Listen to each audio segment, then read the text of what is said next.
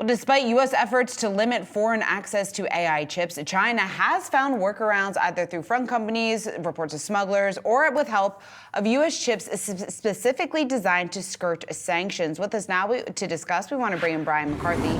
He's the chief strategist and managing principal at Macrolens, a research firm dedicated to helping investors better understand the Chinese macro economy. So, Brian, help us better understand the impact of these restrictions. How significant has it been, and this potential escalation that we could see going forward? How big of a worry is that, a worry at all for the Chinese tech community? Yeah, it's unclear whether yesterday's news suggesting there could be tightened restrictions on the UAE and Saudi Arabia is or isn't related to those countries possibly funneling chips to China, because it's very hard to sort of bottle up China's access to these chips through third parties. On top of that, I thought Akiko's report really hit the mark. There's widespread smuggling. The New York Times a couple months ago reported about a large flea market in Shenzhen where you could buy, as much as $100 million worth of smuggled chips. The Wall Street Journal has reported on Chinese companies getting access to these chips via cloud servers that are located outside of China. So there are many, many holes in this net. And, it's not nothing. Clearly, the cost of accessing these chips has gone up for Chinese entities, but the net has a lot of holes in it, and it's really unclear how effective these controls are in, slowing China's ambitions in the AI and other related spaces. Brian, China's AI advancements, I'm curious from your perspective, should that be viewed as a threat to the U.S. economy, or what should be investors' takeaways from maybe ultimately what this means here for U.S.-based companies? Yeah, this is another sort of big question here, is how much sort of national defense prerogatives are tied up in the economic race, as it were, and that's really unclear to what extent each of those factors is driving U.S. policy at this point.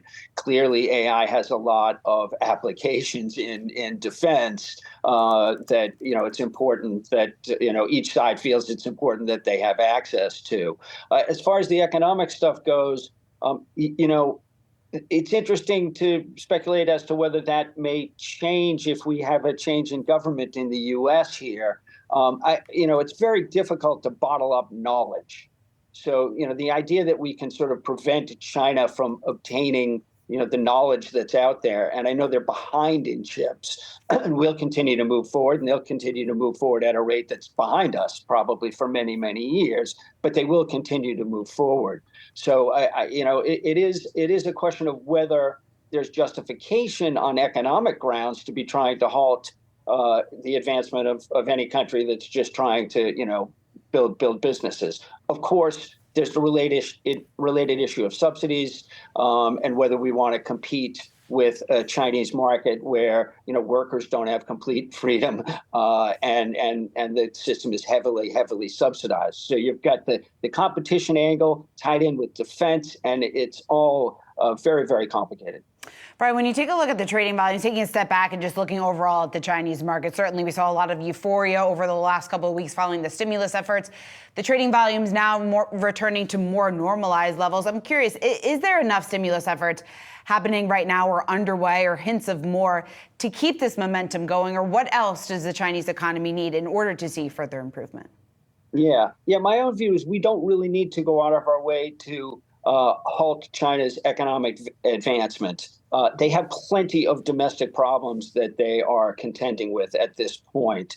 The stimulus, I have been sort of negative on the idea that this was a sea change in Chinese policy. All of the stimulus has been couched in the language of high quality development, which is Xi's pivot to more technological central plans, still a centrally planned system, in which he emphasizes the quality of growth over quantity.